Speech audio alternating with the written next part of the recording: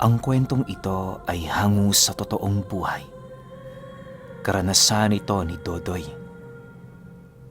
Taong 1977, Look, Occidental Mindoro.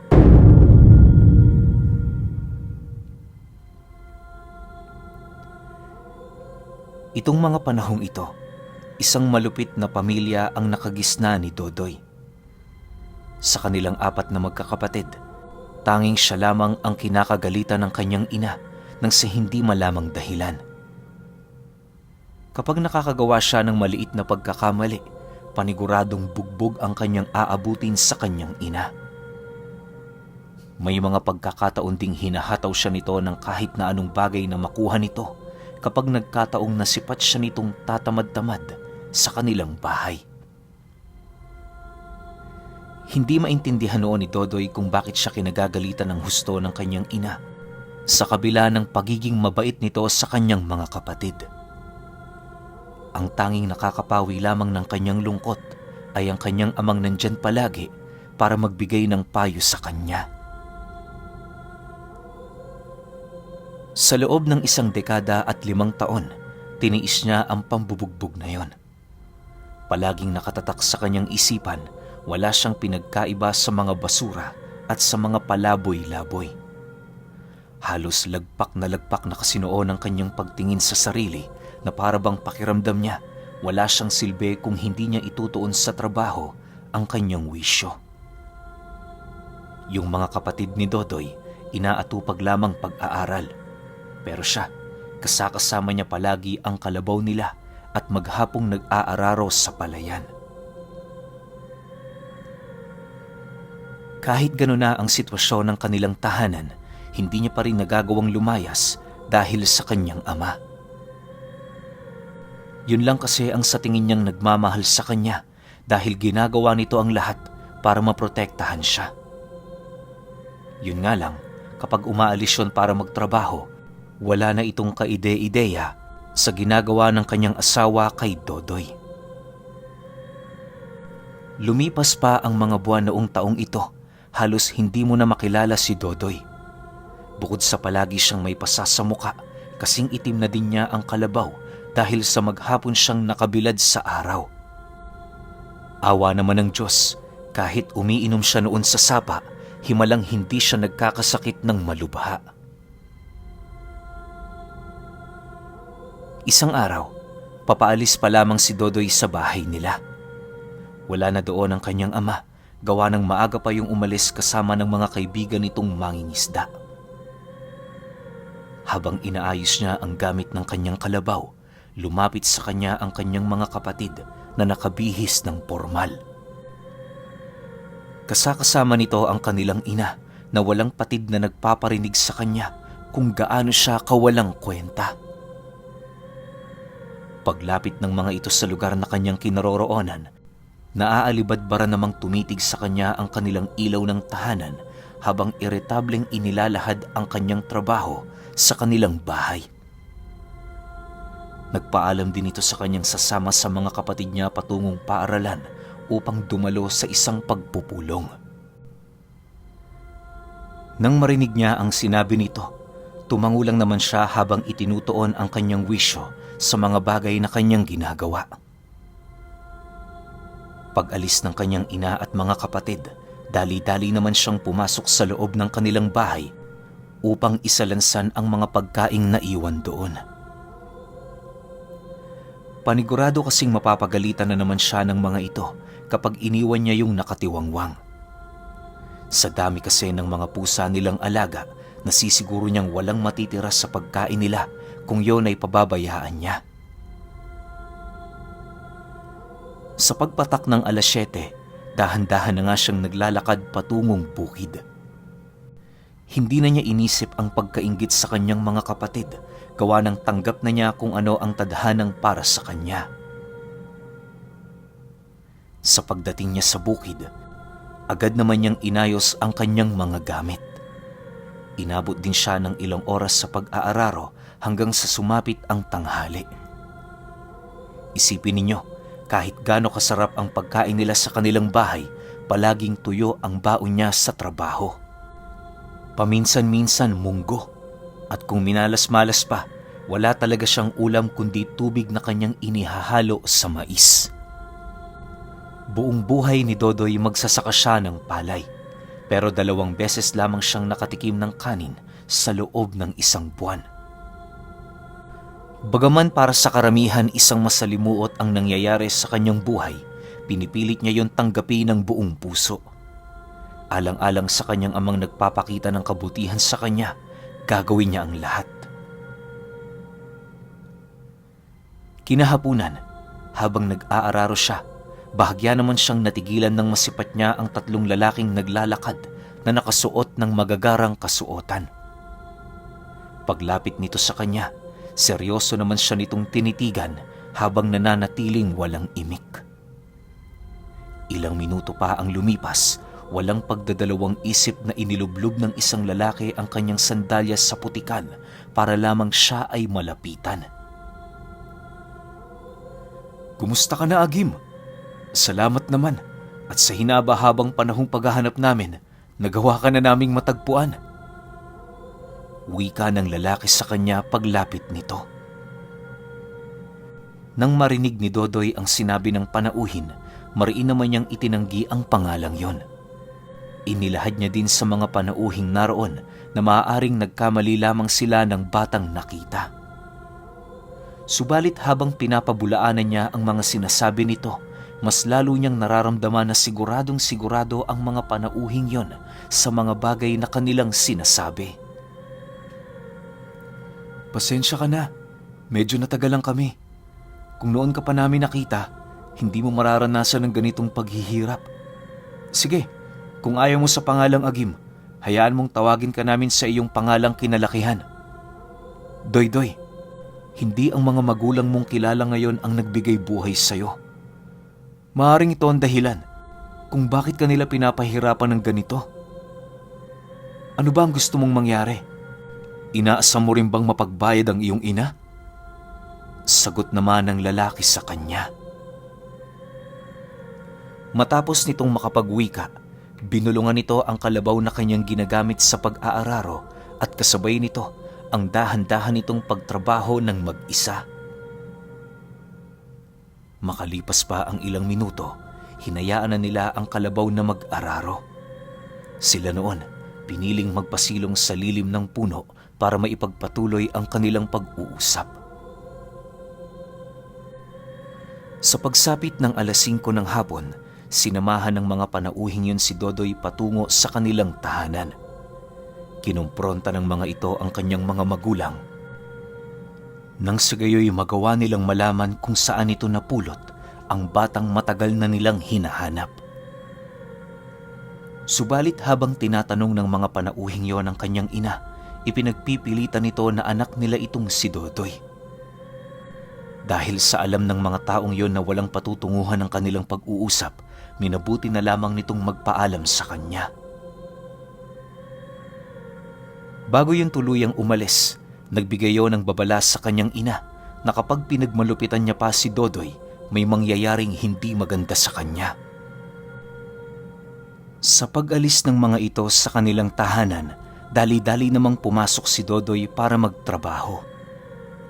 Habang naghuhugas siya ng mga pinggan, dali-dali naman siyang nilapitan ng kanyang ama para kausapin. "Doy, saan mo ba nakilala ang mga yon? Bago lang sila sa paningin ko ha. Sigurado akong hindi sila taga rito." Bungad na wika ng kanyang ama. "Wala rin akong ideya, tay. Basta kanina lumapit na lang sila sa akin. Maniwala kayo, tay.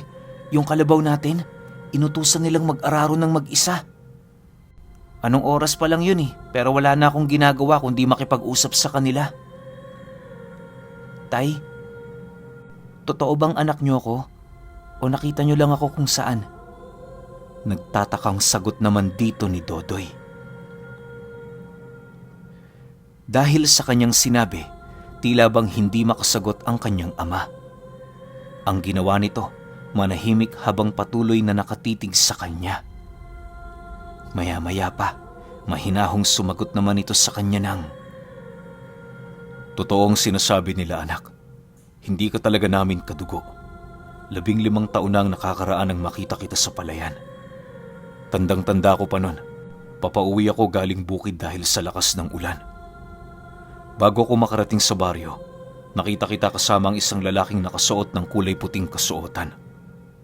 Iniabot ka nito sa akin at nang makalingat ako, naglaho na lamang ito na parang bula. Para matanggap ka ng aking asawang kinilala mong ina, nagpasya kong sabihin dito na anak ka ng kapatid ko. Yun ang dahilan kung bakit kahit anong gawin mo sa bahay na ito, hindi niya nakikita ang kahalagahan mo. Patawarin mo siya, anak, sapagkat dala ng galit niya sa kapatid ko, kaya naibabaling niya ito sa'yo. Matapos nitong makapagsalita, kahit papaano, unti-unting nauunawaan ni Dodoy ang dahilan ng pananakit nito sa kanya. Lumipas pa ang mga araw na natiling umaaligid sa kanilang tahanan ang mga panauhing nagbabalat kayo bilang magsasaka at kanilang mga kababaryo. Medyo dumidistansya na dinoon ng kanyang ina sa kanya dahil sa natanggap nitong babala sa mga panauhing yon. Kinahapunan ng Huwebes, habang nagsasaka itong si Dodoy, bumalik ang mga panauhing nagpakilala sa kanya. May dala-dala yung mga bunga ng punong kahoy at iilang mga lutong karne. Paglapit nito sa lugar na kinaroroonan niya, inabisuhan siya nitong itigil ang kanyang ginagawa para kumain. Hindi naman siya nakatanggi sa sinabi ng mga panauhing yan, lalo pat bibihira lamang siyang makakain ng ganoong kasasarap na mga pagkain. Makalipas lamang ang ilang minuto, niyaya siya ng mga ito na puntahan ang lugar na kanyang pinagmulan. Dahil sa pamimilit ng mga panauhing yon, kung kaya't hindi naman siya nakatanggi sa alok ng mga ito. Tatapusin niya pa sana ang kanyang trabaho pero nagpumilit na yung umalis na sila noon ding oras na yon. Habang naglalakad ang kanilang grupo, inilahad ng mga panauhing kanyang kasama na hindi ordinaryo ang mundong papasukin nila. Akala ni Dodoy, mundo ng mga engkanto ang kanilang pupuntahan pero nagkamali siya. Ayon sa mga panauhing kanyang nakausap, mas higit pa sa mundong yon ang kanilang papasukin. Sa pagdating nila sa dulong parte ng palayan, nasipat niya ang 3 tipak ng kahoy na nagkorteng patrayanggulo. Dali-dali siyang pinapasok dito ng kanyang mga kasama at kasabay nito ang pagsilay niya sa kakaibang lugar na nasa loob ng mga tipak ng kahoy. Mahirap mang paniwalaan ang mga bagay na kanyang nasisilayan pero ang nakikita niya sa lugar na yon, napakapuputing buhangin at 3 buwan na merong katabing mga araw. Malakas ang sikat ng araw sa lugar na yon pero wala siyang nararamdamang init sa kanyang balat. Sa pagbaling niya ng kanyang paningin sa lugar na kanyang nilagusan, nasipat niyang unti-unti na itong naglalaho. Paglapit ng kanyang mga kasama sa kanya, agad naman nilang binaybay ang isang lagusan sa ilalim ng napakalawak na disyerto. Habang binabagtas nila ang daan, gulong-gulo na noon si Dodoy sa kadahilan ng wala siyang kaide-ideya sa lugar na kanyang napuntahan. Ilang minuto pa ang lumipas, bumungad sa kanya ang isang malapad na baryo kung saan ang mga tao roon ay iisa ang wangis at muka. Sa pagpapatuloy ng kanilang paglalakad, nakarating siya sa kastilyo ng baryo kung saan doon bumungad sa kanya ang isang matandang babae at lalaki na pinaninilbihan ng karamihan. Pagsilay sa kanya ng mga ito, agad naman siyang hinagka ng babaeng may maiitim na mga mata na parabang matagal na yung nangulila sa kanya. Makalipas lamang ang ilang minuto, unti-unti namang nandilim ang paningin ni Dodoy at kasabay nito ang dahan-dahang pagbalik ng kanyang wisyo sa mundo ng mga tao. Kisap mata lang noon ang naging pagitan nang bigla niyang madatna ng kanyang sarili na naroon na pala siya sa palayan. Pagsilay niya sa kanyang mga kamay, Nasipat niyang nangingitim na ang kanyang mga palad na para bang meron siyang kakaibang sakit. Dala ng takot noon ni Dodoy, dali-dali siyang bumalik sa bahay nila para ilahad sa kanyang ina ang nangyari sa kanya. Subalit pagdating niya doon, tanging sermon lang ang kanyang nadatnan sa kanilang tahanan. Walang habas pa siya nitong pinagpapapalo ng walis sa ulo hanggang sa dumating ang puntong pinilit na niyang hawakan ang kamay nito upang mapigilan ang pananakit sa kanya. Maya-maya pa, bigla namang natigil ang pananakit nito sa kanya nang biglang dumating ang kanyang ama. Matapos ang mga pangyayaring yon, umalis naman itong si Dodoy nang hindi nagpapaalam. Sa puntong yon, nagpasya na siyang lumayas dahil alam niya sa kanyang sarili na hindi na magbabago ang kanyang kalagayan sa poder ng pamilyang hindi naman niya kadugo. Dahil sa wala naman siyang ibang mapupuntahan, kaya ilang linggo din siyang nagpalaboy-laboy. Hindi problema sa kanya ang pagkain dahil kahit saan man siya makarating, may mga taong misteryosong lumalapit sa kanya. Makalipas lamang ang 2 linggo, nagpasya siyang bumalik sa kanilang tahanan. Subalit habang binabagtas niya ang daan, may nakasalubong siyang isang misteryosong matandang babae na animoy kumakausap sa kanyang mga mata. Inilahad nito sa kanya na wala na siyang babalikang pamilya, gawa ng ang lahat ng kamag-anak niyang itinuturing niyang hindi na iba sa kanya ay noong nakaraang linggo pa binawian ng buhay. Upang mapatunayan ang sinabi ng matanda, sumama ito sa kanya nang sa gayoy mapatunayan nitong hindi bulaan ang mga bagay na sinasabi nito sa kanya. Pagdating nila sa baryo nila Dodoy, bumungad sa kanila ang dati nilang tahanan na wala ng tao. Wasak na ang entradang pinto nito at napakarami ng dumi sa loob. Ayon sa kanilang mga kapitbahay, nag-ugat ang mga pangyayaring yon sa kanyang ina. Nagkaroon niyo ng malubhang karamdaman pag-alis niya na siyang naging sanhi ng mabilisang pagkamatay nito. Sa hindi maipaliwanag na dahilan, nahawa ng sakit na yon ang kanyang ama at ang kanyang mga kapatid. Isang araw lang ang dumaan, binawian ng buhay ang lahat ng taong kinikilala niyang kamag-anak. Dahil sa pangyayaring yon, wala namang nagawa si Dodoy kundi ang manatiling tahimik habang patuloy na nag-iisip. Kinahapunan, habang nagpapahinga siya sa loob ng kanilang tahanan, bigla namang lumitaw ang mga nilalang na merong mapuputing kasuotan. Inilahad nito sa kanya ang kanyang natatanging abilidad na siya namang halos hindi niya lubusang maunawaan. Ayon dito, punong-puno ng laso ng kanyang katawan na kusang lumalabas sa mga nilalang na labis niyang kinagagalitan. Isa yon sa napakaraming abilidad ng mga kauri nilang namumuno sa kanilang dimensyon na siyang kinakatakutan ng karamihan sa mga nilalang. Dagdag pa nito na sa tamang pagsasanay magagawa niya yung makontrol.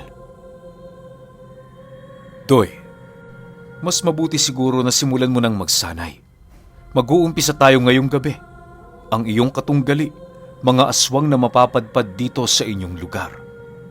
Maghanda ka, Doy, sapagkat ngayong araw na ito, magsisimula na ang paglalakbay mo. Wika ng isa sa mga panauhin. Matapos nitong mailahad ang tungkol sa pagsasanay ni Dodoy, agad din naman yung naglaho sa kanilang harapan. Nang silang 2 na lamang ang natira ng matandang babae, nakiusap yun sa kanya na kung maaari ba nitong masilayan ang kanyang palad. Pagbuka niya ng kanyang kamay, bigla naman yung napaatras habang patuloy na nanginginig ang buo nitong katawan. Ilang minuto ding natigilan ng matandang yon na para bang iba ang nasipat nito sa mga palad ni Dodoy. Kinagabihan, paglitaw ng mga panauhin, dali-dali naman siya nitong sinamahan patungo sa masukal na parte ng kanilang baryo. Doon ay matyaga silang naghintay hanggang sa dumating ang puntong nagawa na niyang makasilay ng mga malalaking asong lumalapit sa kanya. Dala ng takot ni Dodoy, agad naman siyang lumapit sa mga kasama niya, subalit hindi yun gumagalaw para tulungan siya. Ayon sa mga panauhing yon, hindi sila nagagawang masilayan ng mga aswang sa paligid dahil sa kanilang kakaibang sabulag, at ang tanging nakikita lamang ng mga ito ay si Dodoy at ang matanda. Bagaman nababahala ang kanyang mga tagasunod, wala itong magagawa dahil sa yun lamang ang paraan para magawa niyang magamit at mapagsanayan ang kanyang abilidad. Ilang minuto pa ang lumipas, bigla naman siyang sinunggaba ng isang dambuhalang aso na siya namang mabilisang kumaladkad sa kanya patungo sa mga ugat ng puno. Habang kagat-kagat nito ang kanyang bewang, walang habas siya nitong iwinawasiwas sa lupa na parabang nais siya nitong pagpira-pirasuhin. Dahil sa pagnanais ni Dodoy na makatakas sa bingit ng kamatayan, kung kaya't lahat ng galit na kanyang nararamdaman ay ibinuhos niya sa nilalang. Matapos niya yung hawakan sa noo, bigla naman yung tumigil sa pagwasiwas sa kanya na parabang nakaramdam yon ng kung ano. Sa isang iglap, nasipat niya ang asong dahan-dahang nalulumpo at kasabay nito ang pagkalas ng mga kalamnan nito sa kanyang mismong buto. Nakapagpalit pa ng anyo ang asong yon pero tuluyan din yung binawian ng buhay. Pagsilay niya sa kanyang mga kamay, ramdam na ramdam niya ang kakaibang presensya na bumabalot doon. May mga nasisipat rin siyang animoy alikabok sa kanyang mga palad na kahit anong gawin niya, hindi niya yun naaalis. Sa pag-ihip niya sa mga alikabok, sumama yun sa hangin na halos segundo lang ang pagitan ng bigla nitong mapuno ang buong paligid. Sa isang iglap, nagsibagsakan ang mga dambuhalang aso sa buong lugar na parabang lumaganap ang laso ni Dodoy sa hangin. Maging ang matandang kasama niya noong oras na yon ay bigla na ding bumagsak dahil sa kawalan nito ng hininga. Habang nag-aagaw buhay ang matandang yon, walang pagdadalawang isip niya yung hinawakan at pinilit na pinasipsip sa kamay niya ang laso na kanyang pinakawalan. Matapos niya yung gawin, kahit papaano, unti-unting bumabalik ang matanda sa normal. Sa kabilang dako naman, tuluyan nang naagnas ang mga aswang na nasa kaanyuan ng mga dambuhalang aso. Nang maisakatuparan na niya ang pagsasanay, kahit papaano namulat na ang wisyo ni Dodoy pagdating sa kanyang kakayahan. Dahil sa iyo nang alam niyang nakatadhana sa kanya, pinilit niya yung pag-aralan para makatulong sa mga taong nangangailangan. Kahit meron siyang mapanganib na abilidad, nagpasya pa rin siyang tumulong para naman kahit papaano maramdaman niya ang pagmamahal ng mga taong nakapaligid sa kanya na hindi niya naramdaman sa mga taong minsan niyang itinuring na mga magulang. Magmula noong nagsanay siya sa ilalim ng pagtuturo ng mga panauhing yon, mas lalo niya pang napalawak ang kanyang karunungan. Doon din napag-alaman na ang laso na inilalabas ng kanyang katawan ay nanggagaling sa kanyang emosyon. Kapag mahalaga sa kanya ang taong nabahira nito, magagawa niya yung alisin sa pamamagitan ng kanyang mga kamay.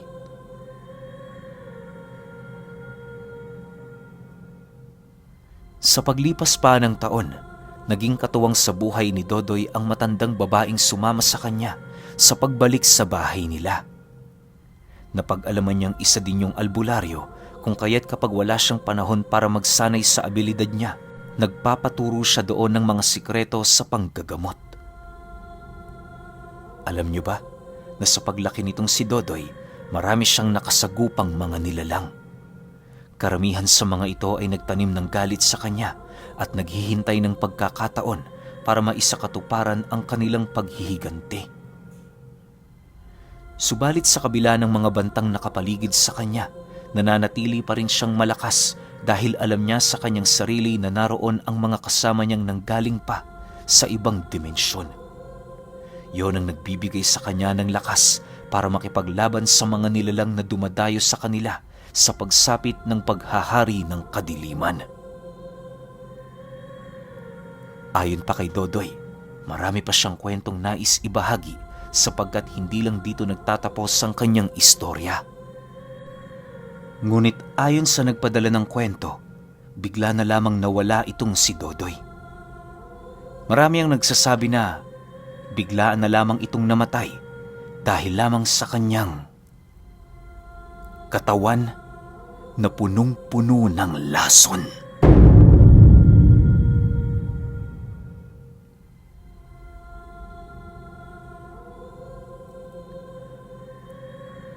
Okay, opinyon ko sa kwento.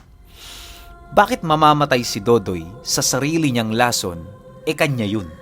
So kung malason man siya sa sarili niya, kaya niyang gamutin yun kasi malamang andun din yung lunas eh. Yun lang yung medyo napaisip ako sa kwento. Hindi ko lang alam hindi tayo 100% sure na ayaw lang sigurong ituloy ni Dodoy yung mga kwento niya. O baka naman hindi na nakausap ng sender natin. Yun lang sa dalawa. Pero feeling ko hindi patay ito si Dodoy. Ayaw na lang niya magkwento siguro nung iba pang karanasan ng buhay niya, which is sobrang sayang. Sayang talaga, Dodoy, kasi alam ko kapag narinig to ng mga listeners natin, maraming may engganyo sa takbo ng kwento mo. Kasi isipin mo manggagamot ka. Ang teknik mo ng panggagamot lason. Sobrang bihira yun. Kasi alam naman nating lahat na kapag sinabing lason nakamamatay yan. Tapos kung sino yung gumawa ng lason, malamang nasa kanya rin yung lunas. So kung lalasunin ka ni Dodoy, siya rin yung makakagamot sa'yo. Pero marami kasing sinabi rito sa kwento na marami siyang nakaharap na kakaibang nilalang Sayang lang at hindi na kwento yun. Pero yun lang talaga yung duda ko sa kwento. Gusto na lang putulin ni Dodoy yung istorya niya rito. Kaso nga lang, o baka nga ayaw niya nang ipakwento kaso nga lang, nasend na So wala na tayong magagawa. Doy, kung nasan ka man ngayon, maraming salamat sa kwento mo. Alam naming lahat na buhay ka pa at hindi ka mamamatay sa sarili mong lason. Alam naming lahat yan. Pero kayo, kung may opinion kayo sa kwentong ito, comment nyo lang sa baba. Yun lang. Hanggang sa susunod na kwento. Salamat.